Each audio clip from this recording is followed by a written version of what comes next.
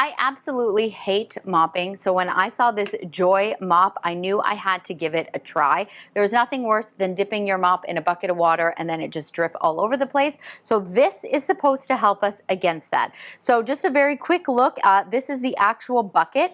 What I do love is that you have the two sides. So this side right here is where your water and your solution is gonna go, and then this side here, there's absolutely nothing in here because that's where it's meant to be squeegeeing out all of the wet water. So this part just locks into place. So very simple. Just want to we do that and then push this down. So now it's locked in there. It does have a handle for you to be able to carry it around, which is really great.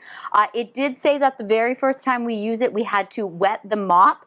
So that is why this is damp right now, as you can see. It does come with an adjustable handle, so you can screw on larger pieces. I read that this is really great for like washing walls and tall windows and stuff because you can go really, really high up there. And of course it comes with other pads, which is great, always super useful. So all you are meant to do is, so this is the wash. So let's say I'm going to go in here, right? We want to get our mop nice and wet in our solution. And then when we pull it up, as you can see, it is completely dripping wet. So now we're going to go into the dry bin. And that is supposed to, I can already feel that. You can feel that resistance, which is great.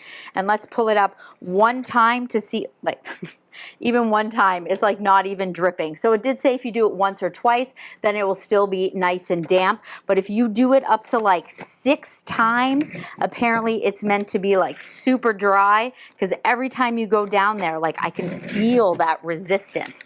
I'm like, all right, like look at that. There's like no dripping. So, and then let me just try it right here. So of course, if this were my floor, and then it just glides around.